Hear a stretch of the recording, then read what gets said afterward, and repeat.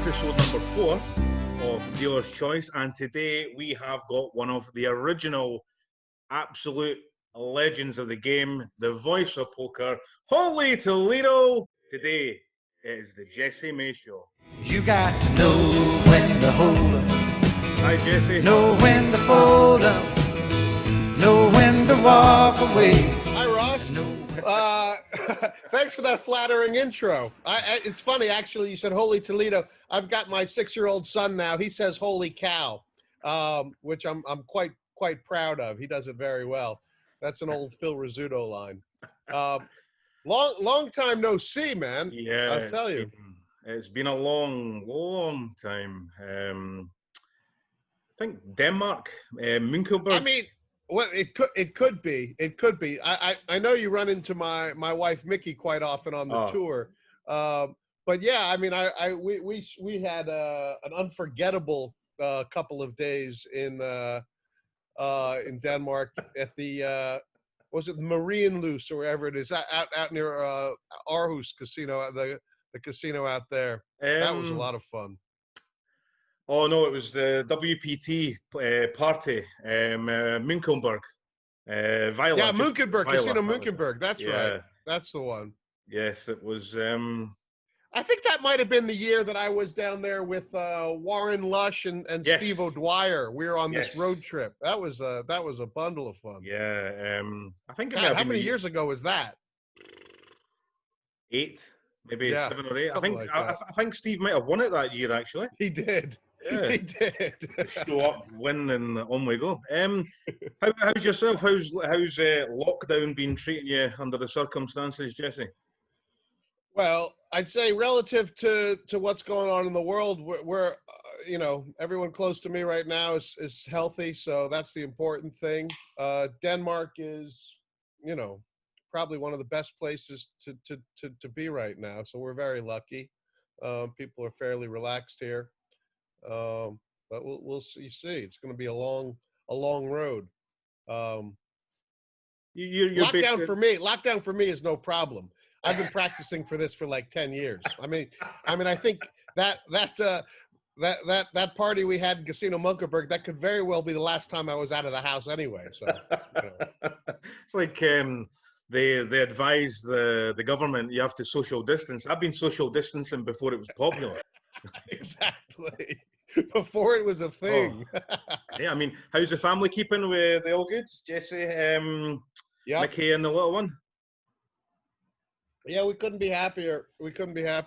My son Luke is back at school a couple of weeks now, so that's been good for him. Good for you guys as well, getting a little bit of a break.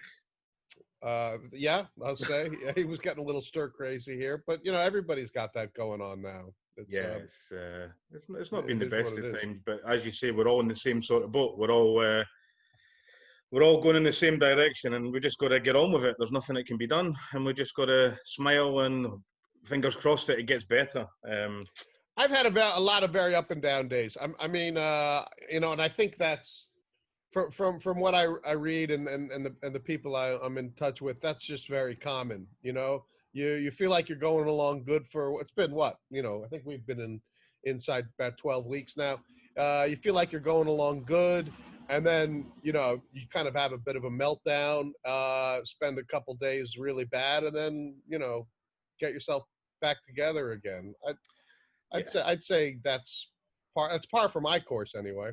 Yeah, it's been harder for a lot of people, and it's just we've all got it in the poker family and community that we're in some aspects of it. You've got to try and look out for each other, even friends and people in your circle. Just shoot them a little message, just how you doing. It's always nice to be thought of or thinking of. I haven't been doing that as much as I should, but I have been a little bit. And you're right. It's vitally important to just, like you say, check in with people. Yeah, it's good for the old mind on both everybody's behalf, because it's nice just getting that message out the blue. And what I will say is, I see you've got a I was glad to hear from you, by the way. That was a nice message. I know you were trying to get me on the on the Facebook. I wasn't ignoring you. I just that's just not my platform. I don't know. We all have our preferred technologies, and I'm I'm not a Facebook man, but No, no. yeah, I was glad to hear from you though. Yeah, you as well, buddy. I was saying, I was good to see you've still got a picture of me behind you. One of those self kind of mural things. This No, right behind you, on the beside the window. the mask. Yes, Yes. yes, right. I'm not even sure where that's from. I think Mickey might have picked that up on one of her travels somewhere, or we may have. We used to travel. We used to travel a bit. Yeah, I mean, we'll get going with this. It's just a little bit of a rundown. It's a bit about the ins and outs of Jessie May, the real Jessie May. Uh Let the oh. people know, yeah, exactly. Um, where it began, where it went, where it's going. A little bit of stories, and basically, we'll have a bit of fun. So, I mean, born in 1970 in New Jersey. I mean, Yeah, to be honest with you, I'm I going to just think turned I thought you were 50. younger. Ah, right. I just turned 50 last month, and obviously, uh, this is the year all my friends are turning 50. One of my closest friends, who you may bet, it turns 50 today. So it's kind of like that thing with the 50th year, everyone just kind of ticks it over. Yeah. Um, but it hasn't really hit me hard.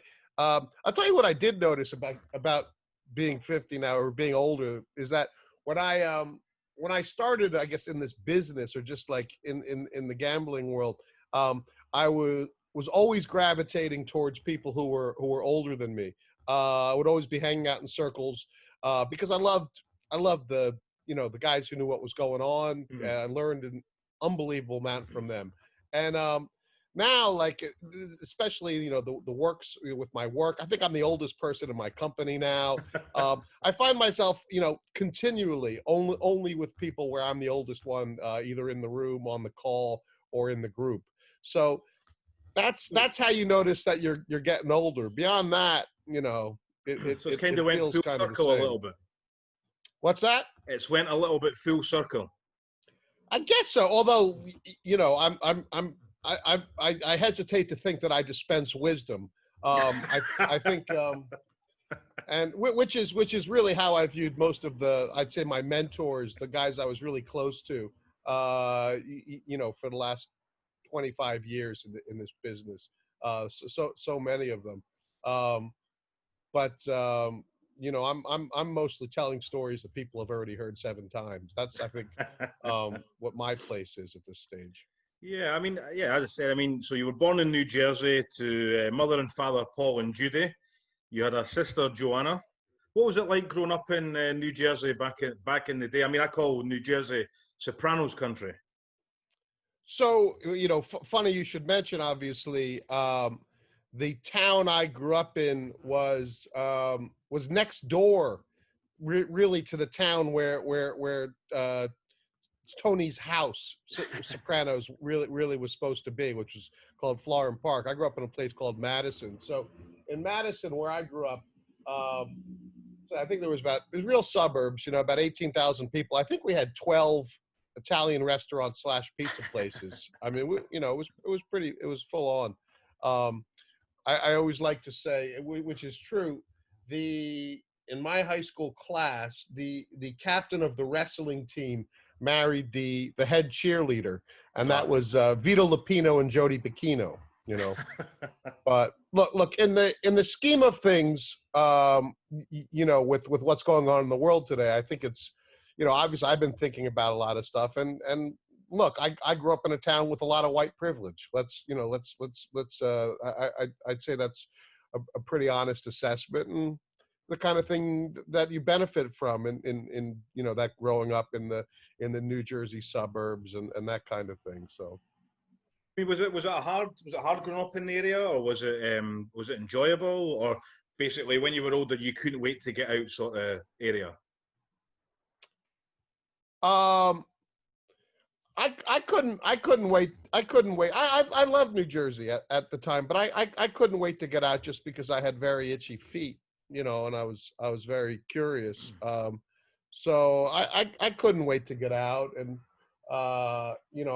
after I left Jersey, I did a lot of traveling, a bunch of years. I think by the time I was let's see, by the time I think I was 24, I had lived in, you know, Chicago, Las Vegas, New Orleans,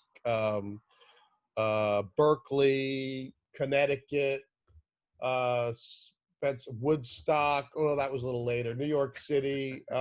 You know, and I had driven across country a couple times. So I really liked to mosey about. Yeah, I mean, I suppose it helps with the job as well because in the kind of poker industry, you get to see bits of the world. You can implement little bits from what you've seen, where you've been, people you've met from all corners of the globe. I mean, you say you travelled around America. You must have seen a lot in regards to the poker community and the poker world growing up.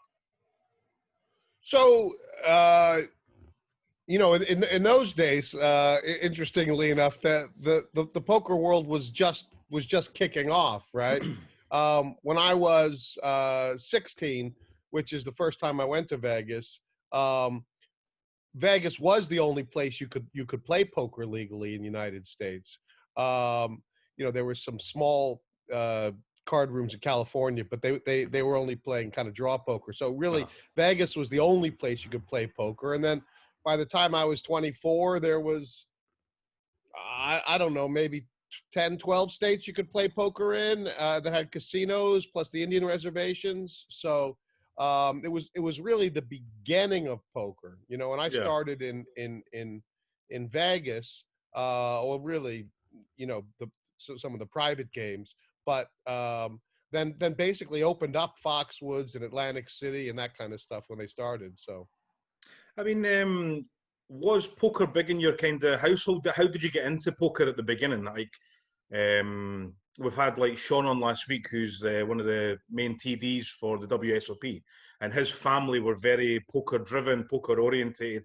Every moment of the day, the table would spring up, they'd have like draw poker and for penny chips and stuff like that. How did you, was your family into that sort of thing? My dad has always liked poker. I think he played a little bit when he was younger. Before I was born, they had a bit of a game, and he might have played in college. But you know, no, he wasn't. I mean, it was me. I gravitated towards gambling, and he did take me out to Vegas my first time, and then I ended up going, you know, back to Vegas.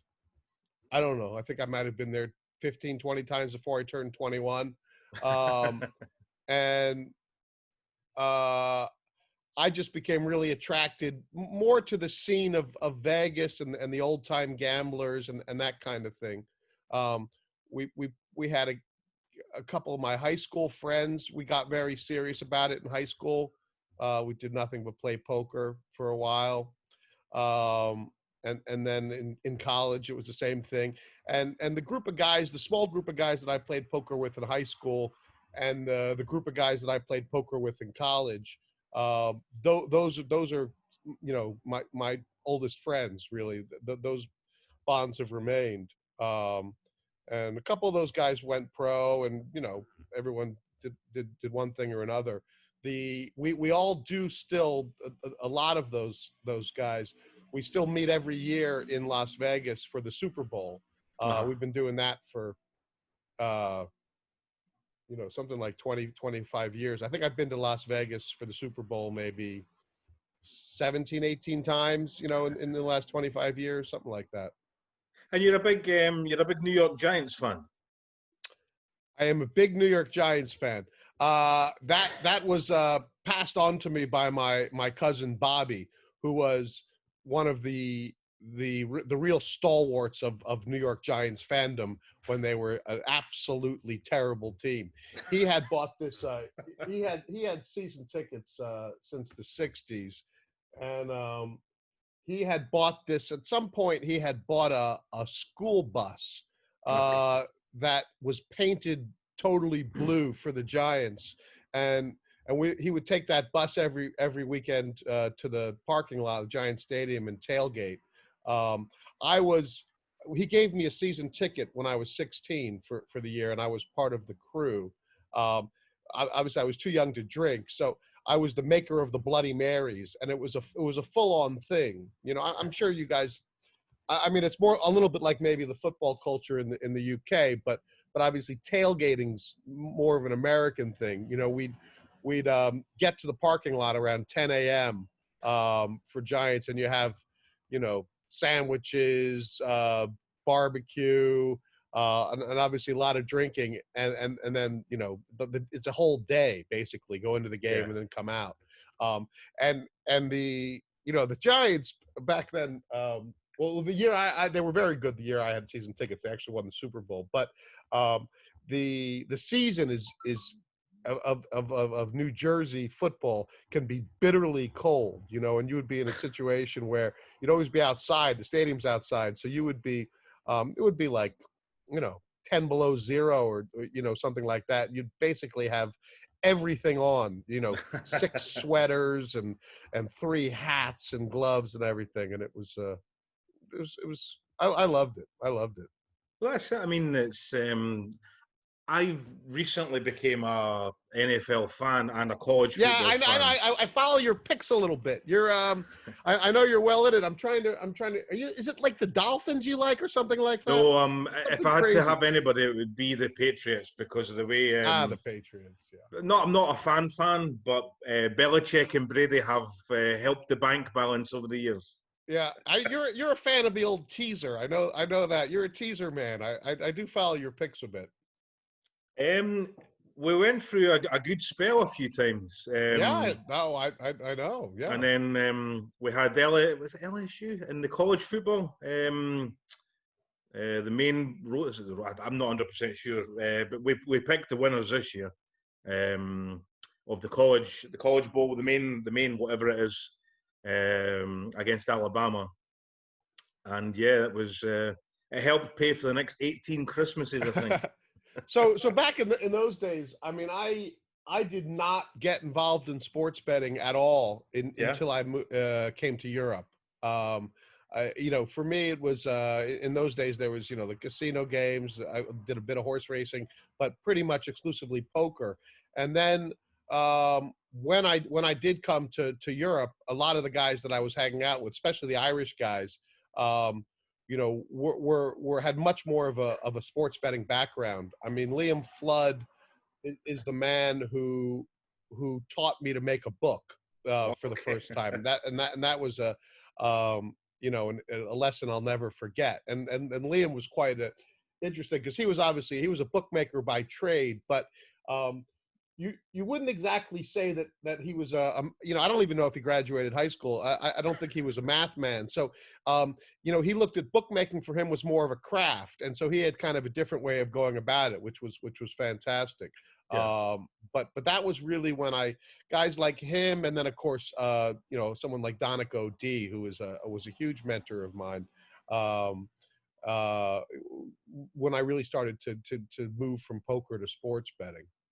So I mean, is that how you got into poker? Was it the gambling sort of industry? Then you found poker, or like on a professional level? I know you said that you went to Vegas with your father a few times, but when you got properly into the game on a full scale thing, was that via the sort of Europeans like Liam, as you've mentioned? Oh no, that was way after that. I mean, I didn't. You know, the first time I came to Europe was '94, and that was to go to Austria, where they had a 24-hour card room. But I didn't really start meeting guys, making friends in Europe until I moved there, more like around '99 or 2000. So I was playing poker back in, you know, when I was in college, and then through those years, that was when I was playing the most. That's, you know, like 91, 92, 93. And it was really more of a Vegas thing. And I was quite fascinated by the world of the Vegas denizens. I think I met Phil Hellmuth when I was 19. I remember that. I was playing in a $20, either $20 or $25 buy-in tournament at I think it was at the Barbary Coast. Or it may have been the Gold. It was the Barbary Coast. That was it, which was on the Strip back then. And maybe it was $100. I think it was $25, but like they didn't really have many poker tournaments back then. So this is like '89 or something like that. And Helmuth had just won the main event. I think the year, that year. This was later in the year, and he was a huge thing. And he was sitting at my table, and I don't think I was playing quite a bit of cash poker back then, limit poker, because that's what it was. But I don't think I'd even, it might have been my first or second tournament I ever played. So no limit hold'em wasn't a thing. But I remember specifically he was at my table, and I've picked up a pair of jacks under the gun, and I was terrified. And I've made a raise, and it's got folded around a Helmuth at on the button. I swear to God this happened. Well, folded around a Helmuth at the button, and he stared at me, and he goes, "Jacks, huh?" And then folded his hand, and I just crapped myself, and I was like, I don't want to be out of here. But it was such a huge fanboy thing, that Helmuth called my two. And obviously now it was just a thing, but it was amazing. It was amazing. I mean, yeah. So you came over, and then what springs to mind for me is the first time I ever sort of had the Jesse experience was with late night poker, which I think a lot of people can relate to, and that's what got me into poker back in, I think it was 99. Yeah, well, 99. So the first 6 seasons ran, I think, 2 a year from 99 to maybe 2001, 2002, right? And yeah, I think that was, what can you say? That was just a pleasure to be a part of, obviously, because I think it was the start for a lot of people in the UK and Scotland and Wales and Ireland and stuff like that. As far as getting a taste of poker, and we just it was as exciting to be a part of it as it was to watch it. It was just so raw. Yeah, I mean, I think the first season, Devilfish won the first one. He from did. what I can remember. He did. We filmed it in Cardiff. We filmed all the seasons in Cardiff. Yeah. Yeah. I mean, I don't think you guys could have handpicked a better winner at that time, because I think he had just came off a bracelet win himself. He was like the big thing in Britain at the time for poker. He was when we all showed up there, and we were just a bunch of no-name degenerates, that showed up at the first late night poker filming. Essentially, all the real poker players, all the names had kind of passed. The only names, people with actual poker. Hold on, hi Luca, I'll be in a second. The only guys with actual poker laurels, I would say, in the field, from my point of view, was Devilfish and Surinder. Yes. Now Surinder was quite a big name in America back then. I had actually, or maybe they were the only guys I knew, and I'm not trying to take away from Bram Vaswani, who, now I would call, certainly the most talented person that was there, but we didn't know that at the time. Yeah. But I had run into Surinder in I think it was like 1994 or something like that. Maybe it was 93. They had a big tournament at the Taj Mahal in Atlantic City. It was either a 5,000 or 10,000 buy-in, and back in the 90s, those didn't come around so often.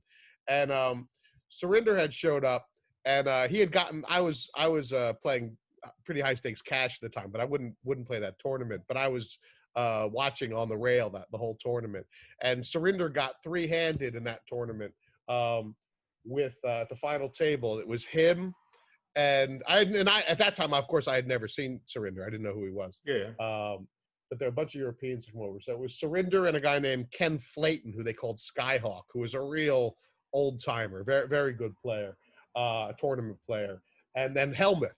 Yes. I mean, Helmuth always points out, but pops up in these stories. But so they had gotten 3-handed, and Helmuth was trying to give it all the lip about how he was going to take everybody down. And I can't remember exactly what Surinder did. I mean, Surinder obviously is he's not a loudmouth. He's kind of quiet, but he actually made Helmuth cry at that table. And Surinder won that tournament. And so he was a hero of mine like then I was really impressed. And then the next time I ran into him was the first filming of Late Night Poker. And at that time, I don't think I think I'd never met the Devilfish before, even though I'd heard of him.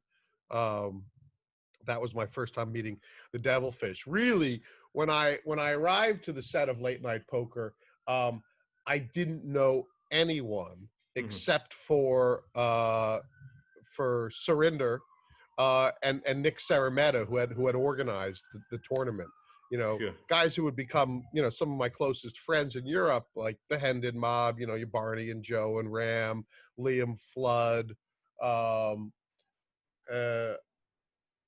Who else was in that first series? I mean, there was an American there, Chip Winton. There was Dave certainly Wells, Malcolm Harwood, Malcolm Harwood.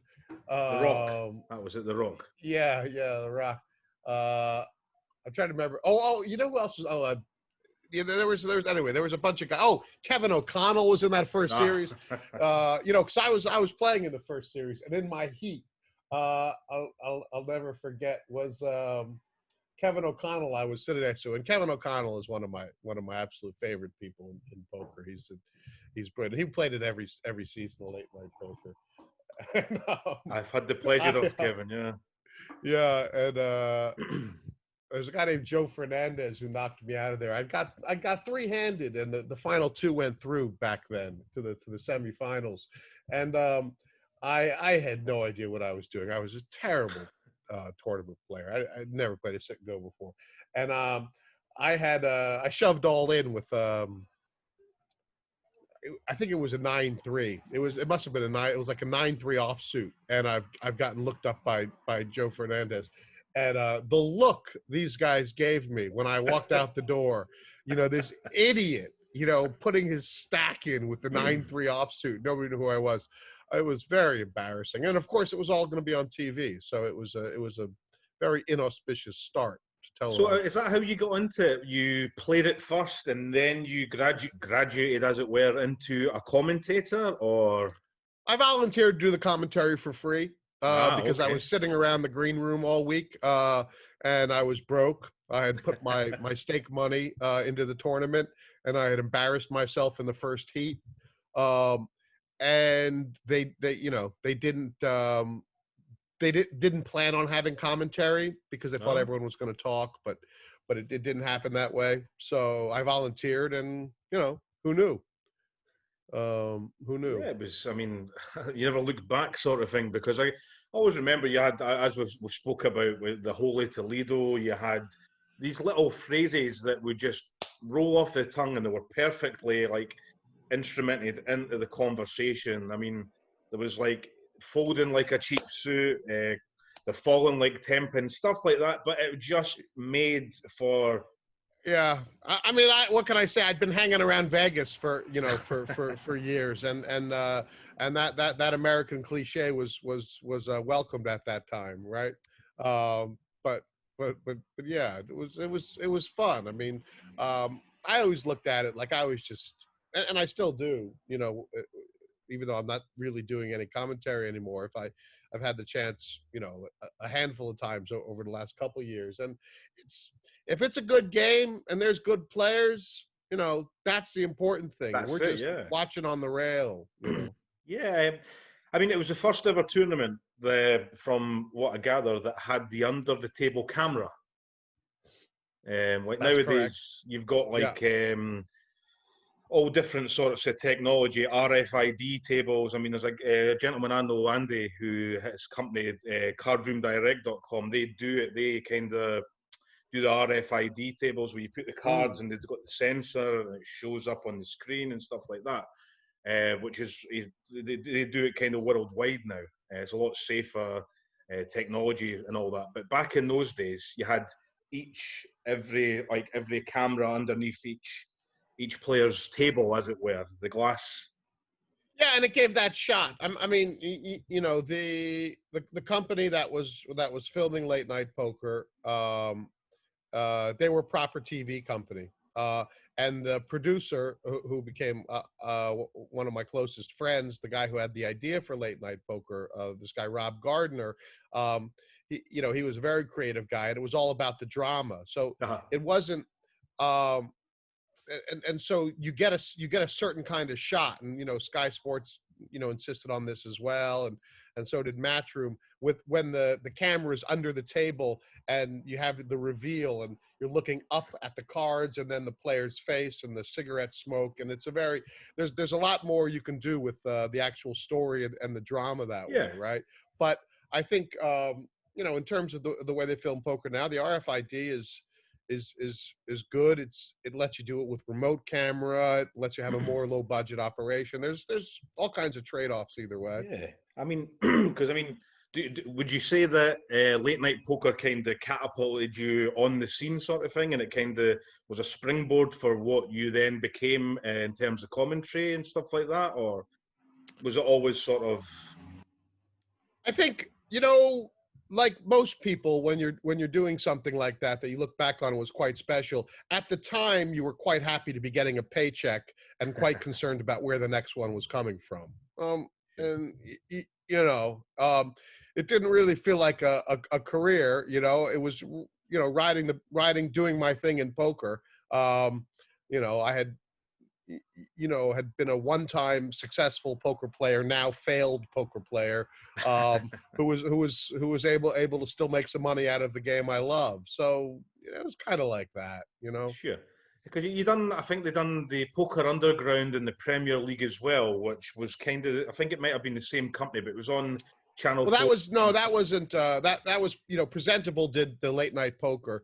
And then really, Matchroom, Eddie Hearn and Katie Hearn, and Barry Hearn, obviously. They sort of, let's say they took over the UK poker, around 2004, 2005, right? They signed, got a couple big. I mean, they had been doing the Poker Million Yeah. with Sky Sports. That was a once a year event, and that went, with Ladbrokes for the first couple of years. I think that started in 2000, but then around 2004, 2005, they had a huge TV deal with Party Poker, with 888, a couple of other firms. And that's when things really kicked into high gear, and I started working for Matchroom full time, and that was great. I mean, that was because that was different, right? So with Presentable, you were talking about, and it's easier for me to make the distinction because I was kind of on the inside. But with Presentable, you were talking about poker as a drama. That's what the TV shows were sort of dramatic, and with Matchroom, they were the best in the world at filming sport, right? Filming live sport, in my view. Besides maybe Sky Sports, who would, use 50 to 100 people. But Matchroom had a formula for filming live sport, and that was great because that was really making poker into a sport, and so that was really fun. That went on for, about 4 or 5 years. I mean, do you have? I mean, obviously, we'll go back to late night poker a little bit. It made a lot of people kind of put them on the springboard as well, because I can remember Victoria Corrin Mitchell now.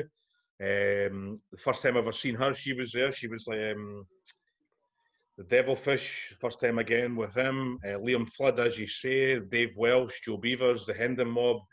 And we all grew up. They all grew up in that era, and they just kind of went on from there. And if you didn't know them, you knew them now. Do you have any stories from back in the day, sort of thing, that you could share, or any funny things? Any? I think it was all quite funny. I mean, who do you want to hear about in particular? You tell me. Anything that fascinating, or funny stories, or big wins, or I don't know, anything. Well, I'll tell you who's on my mind. Been on my mind lately, obviously, because he unfortunately passed away this year. Is Mad Marty Wilson, who I really met, through poker, and Marty is unquestionably, the greatest character that and storyteller that I ever, had the fortune to come across. He was also he was a special kind of gambler. An up and down man. He was a grafter. He was everything, but he brought so much life to everything. And when you talked about the springboard, when we started, Matchroom started these, and they became such, they became so common. But at the beginning, we were doing these 6-seater sit and go type tournaments where you had to get, and for them you had to get, like, you got a bunch of pros, and then you had to get a whole bunch of qualifiers to pay $5,000 and $10,000 each. And Mad Marty, he used to go drive around the country in his van with his partner Catherine, and they used to go in every single card room and private game in up and down the UK, and run qualifiers and get people. Marty was a legend, because he made people feel so comfortable in that scenario, where and these tournaments were all, we would go out to a place like Maidstone in Kent, and take over a studio for about 2 weeks, and it was like a sausage factory, right? We'd all be in the hotel, all the staff and everyone working, and every day, a bunch of qualifiers would come in. They'd hang out for the night. They'd play the next day, and then 1 or 2 of them would get to stay around, and the rest of them would go. And we had everything going on. It was crazy, like, because there was cash games at the bar all night long. We'd run these sit and goes, and after like a year or two, it got to be that there was like a bunch of Irish guys. There was people from all different walks who used to just come to the hotel and stay for a week. They weren't even playing in the tournament, but they knew how much fun it was Marty would have games. There was this game called, you'd play Win with Wilson, which was a raffle game. I mean, everyone was having a great time. There was one, I mean, it reminds me of a funny story there was one 888 tournament, maybe, and so the way these things worked is the qualifiers would come in, and if you won your heat, you get to go to the final or the semifinal, which was usually like 8 or 9 days later. So you got the extra 7 days in the hotel. And if you got second, you might go into a semifinal, but you still got the 7 extra days in the hotel. If you came in and lost, and people were coming in from all over the place. Germany, they were qualifying online, Germany, the US, and they'd come in, they'd have 1-2 nights hotel, they'd play, and they'd go. There was this one guy who came with his girlfriend from someplace in Canada. I want to think it was Alberta, but it was whatever, and I'm showing my ignorance here, but it was whatever province it is in Canada that is very far away from the rest of the world. It was, this guy came from a place in Canada where it was 500 miles to the next town type of thing, and he came with his fiance or his girlfriend, and he was in there. He was in there in the heat the next day.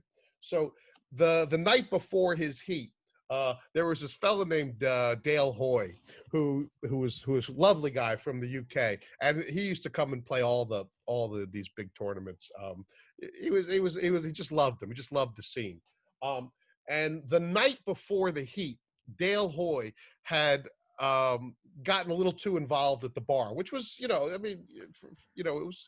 happened. It was quite common, and he had passed out behind the piano. So it got to be like 10 in the morning or something, and we need to get Dale Hoy to the studio. Nobody could.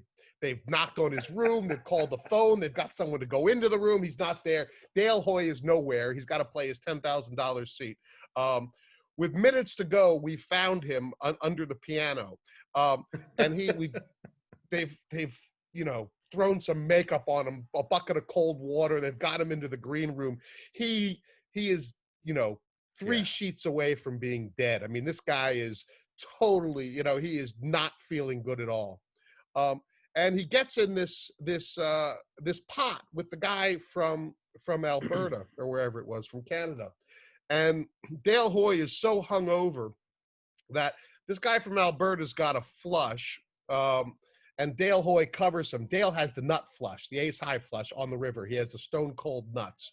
The guy bets into him, and Dale is so hungover he doesn't realize he has the nuts. So the guy has maybe the second or third nut. Yeah. Anyway, Dale doesn't raise, and so this qualifier ends up being, instead of being knocked out of the tournament and sent home the next day, he ends up with this teeny stack of chips, parlays it into second place, and now gets to stay an extra 8 days in the hotel. So now the story gets a little crazy, because what happens is his fiance, for whatever reason, she, and I don't know what the relationship exactly was, she meets another guy who actually is on the staff of one of the poker sites, and also in the hotel. And she ends up running away with him, and not going back to Canada, and marrying this guy. And then this guy stays the extra 8 days, gets knocked out in the semifinal, gets no money. So this poor fella from Alberta, because Dale Hoy had gotten so drunk that he couldn't raise him with the nuts on the river and knock him out, ends up losing his fiance. And that was, probably, we figured one of the worst beats we'd ever seen in televised poker. It's yeah. Just raise and save my life. Oh, but it's a different world now. I mean, back then you had people like Devilfish, you had Stu Unger, even now you still have Phil Hellmuth and that. I mean, was there any did you ever meet like the great Stu Unger back in the day? You ever see him play live or? Sure. I didn't I was friendly when I was one of my first summers in Vegas. I was friendly with a guy named Billy the Kid, who was one of Stu's best friends from childhood. And Billy the Kid was also one of the great card mechanics around that time in town. He I think he's passed away now, so I can kind of say this. He used to be put into some of the games when they needed a card, someone who could do what had to be done. And at the Stardust, he was kind of cheating the game. But anyway, he was a really nice guy, Billy the Kid. And so because we were friendly with him, we used to hear a lot of stories about Stu and that kind of thing. But so I knew stories about Stu, but I never really got to play with him or anything like that. Now, the guy I did get to play with, who was my absolute idol, was an even a bigger old timer, a guy named Johnny Moss. Right? Oh yeah. Johnny Moss was the grand old man. Johnny Moss was, he was a generation before Doyle Brunson and Amarillo Slim and those guys. Johnny Moss was the guy who played Nick the Greek Dandalos in 1951 in the original big game, where Johnny Moss in the 1940s and 1950s was the greatest poker player at the time, and in the 80s he had moved into Binion's. He was quite old, and he wasn't past it, but he was he had a deal with Benny Binion at the time where he would play the 20-40 limit hold'em every day, sit there, and that was peanuts for what Johnny Moss had been through. But he would play that about 6-8 hours a day, and then he was living in Binion's. And I was a kid at the time. I mean, I don't know if I was 19 or 20. I'm not totally sure. And I was a 3-6 hold'em player, maybe a 10-20 sometimes. That was my big thing. But I at one point, there was a point where I was like, I don't care what I have to do. I'm going down and I'm playing with Johnny Moss, and I had to put like my whole bankroll on the table, just to sit down and play with Johnny Moss. But it was the greatest thing ever, down at Binion's. Yes, it's all changed now. It's all mainly online. obviously the way lockdown is at the moment, I think there's been a little bit of a boom in the industry. They're talking about they are putting the WSOP bracelets and all online this year. You have any thoughts on that, or do you think that live poker should remain, like the bracelet should remain for live poker, or are you neither here nor there? I have a lot of attachment to the history of poker. Yeah. Love the history of poker. I love the World Series. Yet,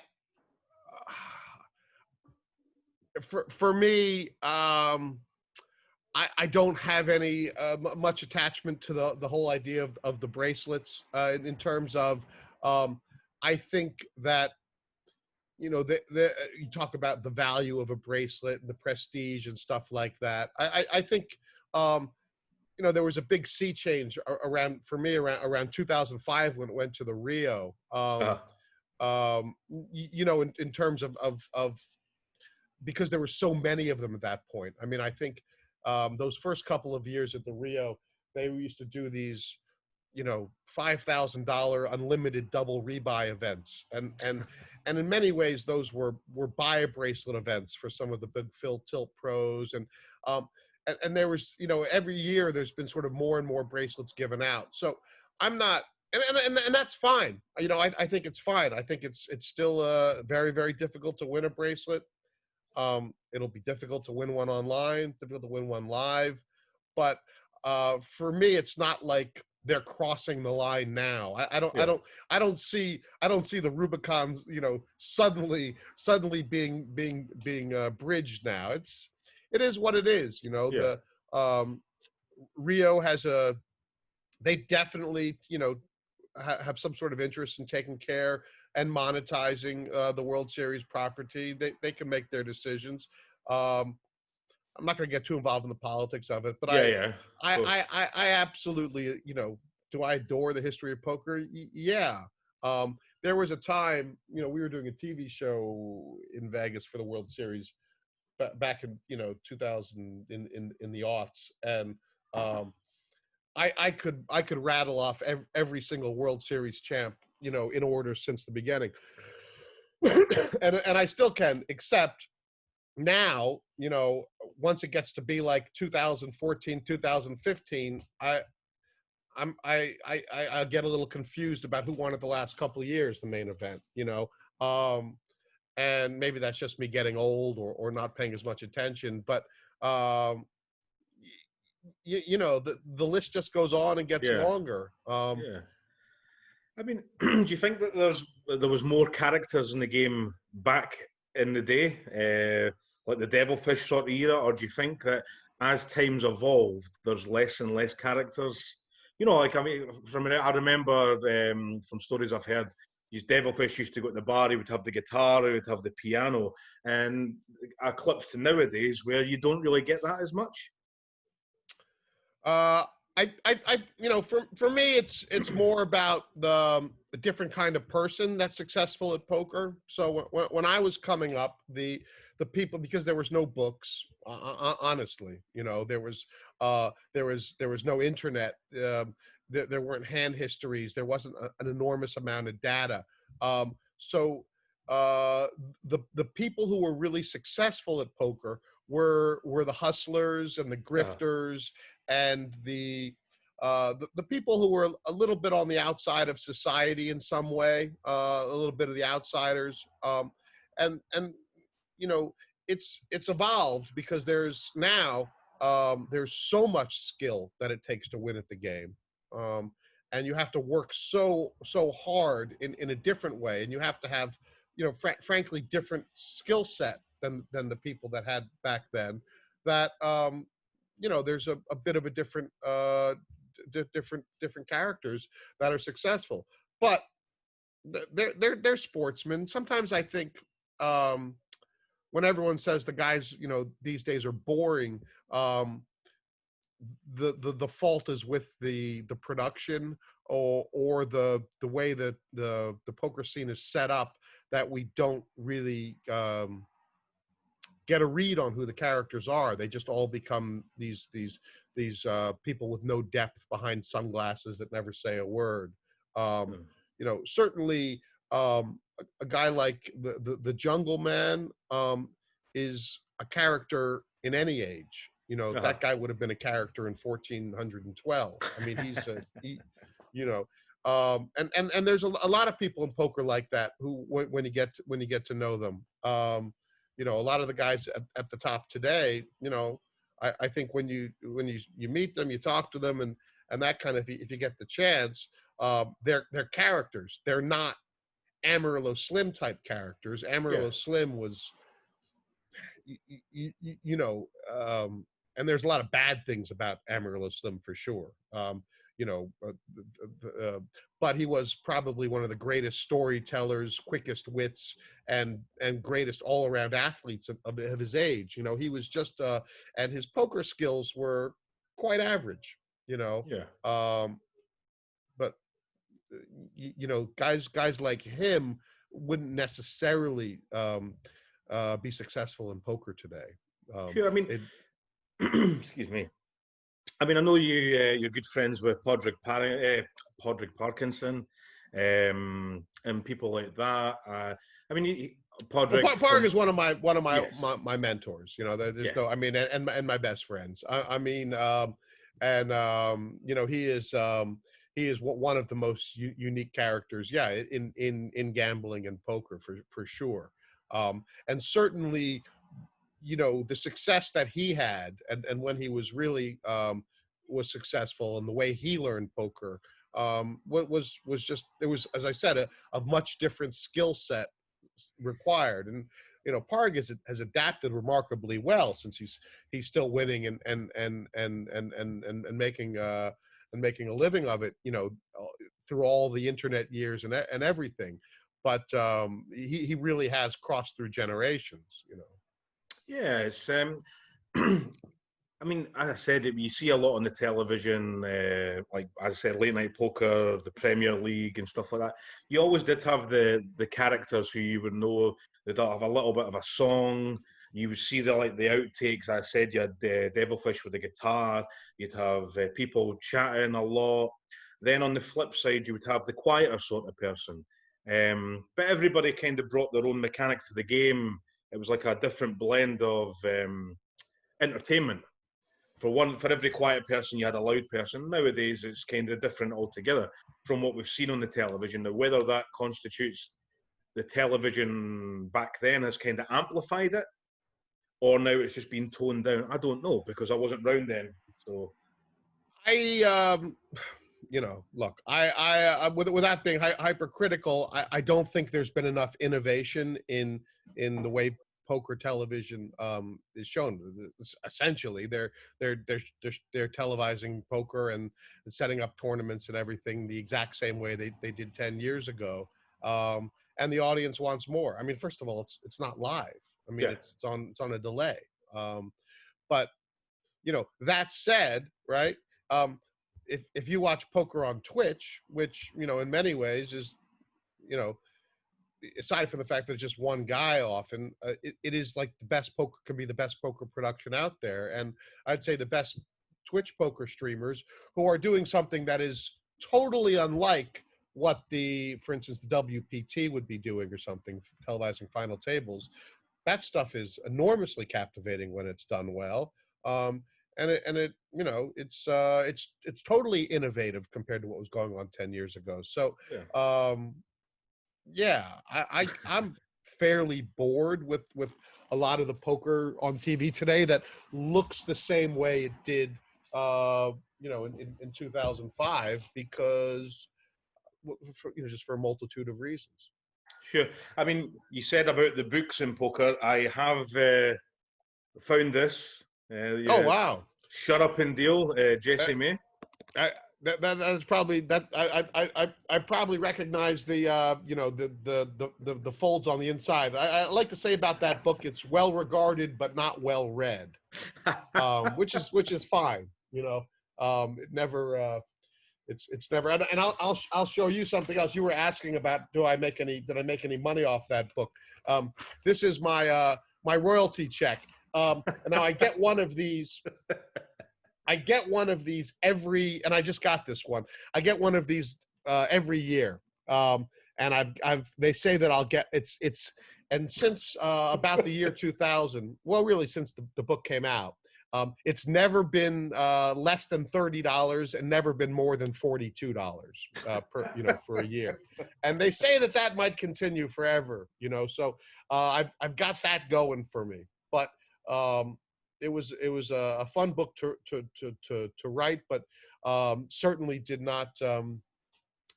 was not a great recommendation for me being an author as far as being a profitable way of making a living. Yeah, I mean, for those that don't know, it is Jessie May, Shut Up and Deal. It's in all popular bookshops online and live, and a few bad ones. Since 1997. There you go, since 1997. It is a good read, get reading. It has been, it was an interesting one. For those that don't read it, just go and read it now. Buy it. Now, what I will say is, moving on a little bit, married, you mentioned her before, the lovely Mickey. I've known Mickey for a while. In my opinion, one of the best photographers and an even better human being. I couldn't agree with you more. She is. I think she's, certainly if one of the best, if not the best, poker photographers. I mean, I think that Mickey, just from a photography point of view, for me, she's definitely the only photographer I think that is comparable is Ulvis Alberts, who was kind of the original Vegas photographer, and that's because both Mickey and Ulvis, they really were photographers first, rather than poker. And Mickey, before I met her, and then really before she ever got into poker, was quite a serious photographer. And I think she's more of an artistic photographer, which is great for poker. Yeah, but, I mean, the biggest compliment I can pay her in regards to the job, it's like you call it soccer, I call it football. They say that a good referee is one you never notice. Now, Mickey could go around taking millions of pictures, you'll never notice her. Then the next day they'll be uploaded and you're like, when the hell did that picture get taken? Because you don't notice her. She click, click, click, click, click, boom, action shot, and you don't notice that she's been there, and she's phenomenal. Really, really good person. Amazing, as I said, photographer. You guys have been married for a good few years as well? We've been married for 23 years. We've been together since I think we met in 1993. I know we met in 1993. If you're listening, sorry. Yeah. And we've been together ever since. Yeah. Yeah, and you have little Luca, 6-year-old little boy. We do. We were, I'd say probably slightly unorthodox for most couples. We were together 20 years before we even, or so before we even thought about having a kid. So we used to do an enormous amount of traveling, and now we're more in a settling down mode, right? But yeah, we have a little boy, Luca, who's 6. And you're living in Copenhagen at the moment. We said at the beginning. Why Copenhagen?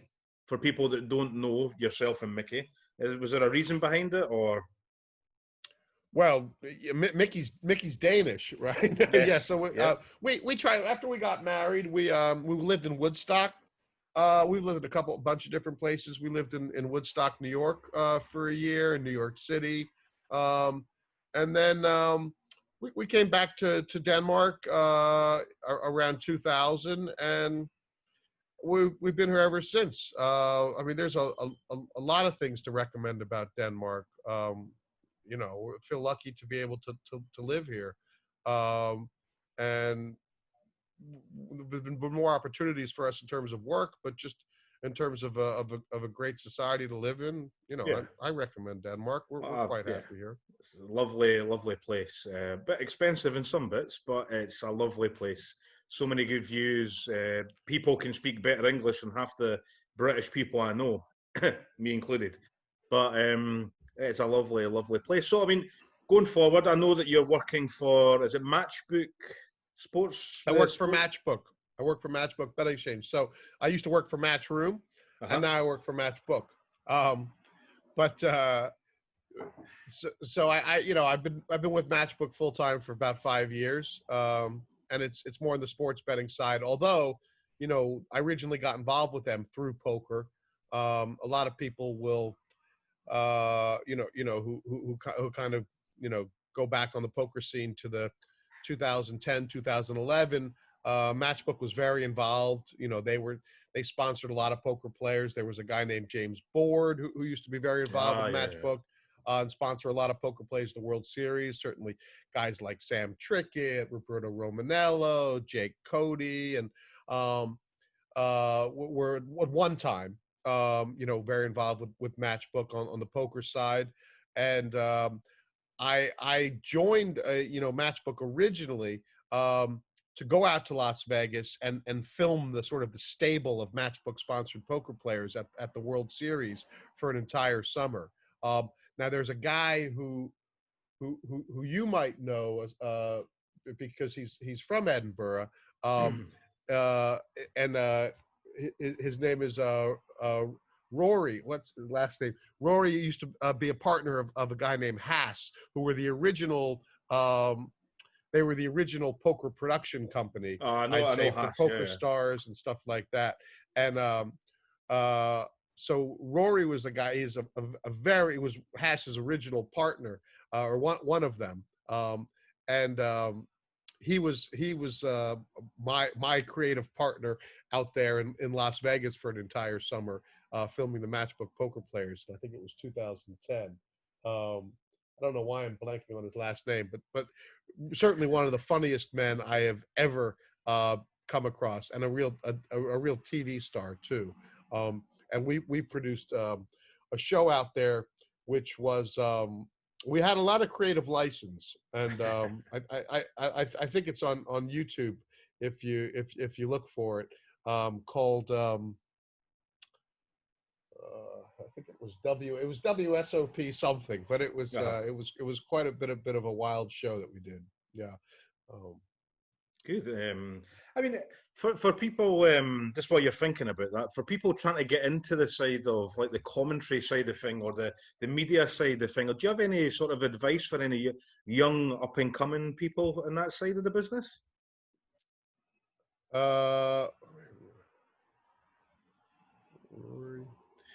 Yeah. I mean, you know, it's sometimes it can be really hard to break in, right? So, I'll tell you what my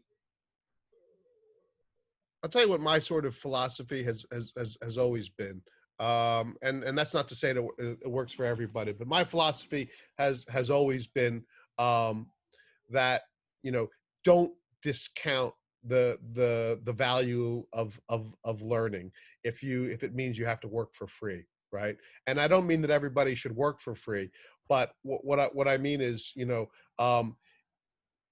so sometimes if you're able to gain a little bit of expertise in something, and you're not, you know, it's not exploitative, that you shouldn't be selling yourself short, or the value of getting to know something. You know, I mean, I've just been was really lucky to be able, you know, for instance, in the commentary arena, you know, was able to work with some producers who basically, you know, taught me an enormous amount about television, you know, and those people at Matchroom and guys at Sky Sports and stuff like that. And then when we later on, you know, had our own production company and things like that, that's the kind of stuff that you can do if you've been in a place where you've learned an enormous amount. So I think working sometimes, you know, if you can do it, working on the cheap or working for free in order to be able to learn something is a great way to break in. You know, you know, it's also a great way to you know, get yourself in a position where you're basically working for free, which isn't, you know, always great. A lot of times, if you know, if you if you tell somebody that you're willing to work for free, that's basically all they're ever going to pay you. Yeah. So this kind of show a bit of initiative. Right. It doesn't, it doesn't always work out. But certainly I was in, with poker too, I was in so many situations where I didn't care. I didn't care if I was in a bad game sometimes, or losing money, or in a slightly bad situation, if I knew that I was getting some unbelievably good lessons from it, getting to meet people, that kind of thing. And that's just the value of education can't be overrated, and you can't always get all of that education in school, right? Yeah, of course. Yeah, life experience sort of thing, and a little bit of initiative does go a long way nowadays. Anyway, I know that from personal things. Sometimes you've got to make your own luck in this world. You can't go waiting for it to hit you in the face. You've got to try and seek it out, and as you say, take full advantage. If you're willing to put yourself in the shop window, go for it. But yeah, you don't sell yourself short, but be willing and enthusiastic. Helps a lot. Enthusiasm going forward. But yeah, it's been good. I mean, what's next for yourself, Jesse? Do you think you'll make a little return to poker anytime soon, or are you happy just doing what you're doing and see what happens? So I'm quite enjoying working for Matchbook. I have been, who knows? Obviously, times are tough right now. Not just, I mean, the sports book industry, the poker industry, the economy. I'm a little bit older now. I like the value of a steady job and a paycheck, and like everybody else, I think I'm a bit worried right now about the future, and trying to just make sure that goes okay. So I don't see myself diving into anything too new until it's necessary. Yeah, and at that point, I'll probably be willing to try anything. I think we're in the same book. Well, we'll wrap that up there just now, Jesse. It has been an absolute pleasure to. Oh, thanks. Look, before you do, I just wanted, because we didn't get a chance to talk about it, but I think it was last year or the year before. I know you were sharing a lot of stuff on Twitter and online about the stuff you were going through. With I think maybe a little bit of depression or ups and downs, and I really thought it was really brave at the time of you to be able to share that. Thank you. We didn't have a chance to talk about it now, but by all means. When I was when I was in my 20s, I spent an enormous amount of time having a lot of ups and downs, and I would say working on my mental health. And I spent probably 4 or 5 years, basically that was all I was doing, a lot of thinking and reading. And I don't mean to demean struggles that everybody else goes through, because maybe mine weren't as serious, but I think sometimes people sort of they don't treat working on their mentality and their mental health with the serious. I mean, everyone's like, well, I'll go to the gym every day. That's one thing.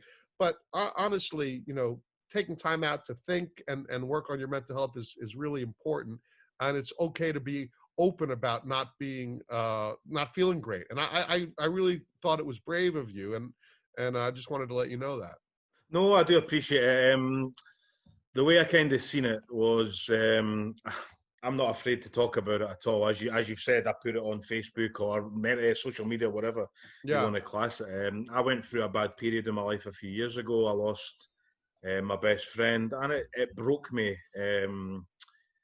really badly. At the time, I was losing weight for charity, and I was doing really well with myself. I was getting myself in a great position in life. I just got engaged to my partner Claire, and my best friend died, and I didn't know what was going to happen after that, and I spiraled out of control mentally, where I got to the stage where I pushed everybody away, to the extent where even me and my partner kind of went through a really rough patch, and that was through no fault of hers. It was through the thing I couldn't I couldn't cope well. So I spoke to a psychiatrist, I spoke to my doctor, spoke to my mum, my partner, and kind of came to the conclusion that I needed to open up a lot, because I wasn't nice to be around, but I mean, I had a full-grown beard. I hadn't brushed my hair in months, and I just let myself go. I was there. Yeah, I was there. And Yeah. I thought to myself, if I can help at least one person, or if one person can reach out to me and say, look, I'm going through the same thing, it's one person more than, you know, and I have no problem. If anybody watching this would ever want to talk about things, you have my Facebook, my Twitter, my phone number. I have no problem helping anybody, Jesse. I mean, in a way, I'm kind of glad you brought that up. Wasn't scripted Yeah. Well, at so all. exactly, it made me think, you know, because I you know, felt like that for years. I've gone had up and down periods since then, but the period when I really you know was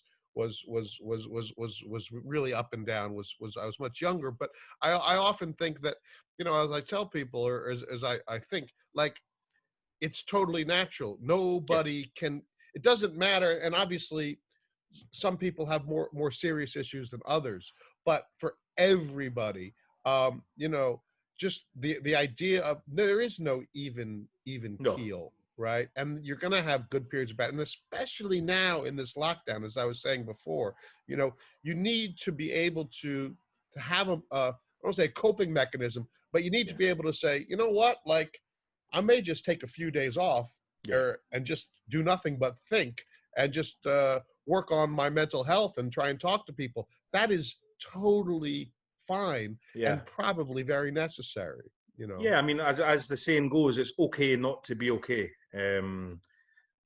A lot of people can sometimes say, oh, for instance, there's an expression, man up, and I think that is very, very condescending. And you don't know what anybody's going through. Like, for instance, I used to put the mask on, Jesse. If you've known me a while, your partner knows me, and a lot of people know me. Away from the table, I like a laugh, a joke, party animal, etc. Not to crazy extents, but in my own time, I was a wreck, and it then showed to the extent where I couldn't hide it anymore. And I just feel that it is better to talk to people, even someone you don't know. I mean, there's millions of people out there. A lot of people think they're on your. You're not on your own. Trust me. Yeah, well, no, you're not on your own, and like, and also it's, there's nobody who, you know, you look at other people and think, oh wow, you know, why are they so happy all the time? They ain't, you know. No. Or and it's just totally, it's the kind of thing, it's okay to just work on your mental health the same way you would work out, and to find ways to kind of, you know, for me it's you know, doing a lot of thinking and reading and kind of stuff like that. But everybody, like you say, has to figure out, you know, what makes you feel better, what makes you start to get the thoughts in your head in a better place. Yeah. It's not easy. It's not easy. And I really think, like you said, there's a stigma about happiness and mental health, that people can't own up to the fact that it's not okay all the time. No, it's not. And this is life. And the sooner people respect that it's okay to cry, it's okay to let it out, the sooner we might actually get, no, I wouldn't say we'll ever get a cure, but we'll learn to cope with it a lot better than some people do, and make it a lot easier to talk to each other, and not hide away from it, and not shy away from it. And yeah, but as I said, if anybody who does know me or doesn't know me is watching this, fire me a message on Facebook, on Twitter. I am available. I don't sleep much, trust me. What is this sleep people talk about? It's overrated. I know you're quite sincere. I know you're quite sincere about that, because as I said, I do follow, you know, the way what you say, and that kind of thing. And I know you are there for people, and that's awesome, especially these days. I appreciate it. I appreciate your kind words, Jesse, and I do appreciate your time, because I know it's very valuable. You've got the young one probably shouting, "Daddy, where's my dinner?" So I will love you and leave you. If you pass on the regards to the family, and hopefully one day at the tables, or maybe a bar, we will catch up soon. I'd like that. Thanks very much, Ross. You take care of yourself, my friend. All right. Cheers. Cheers, buddy. And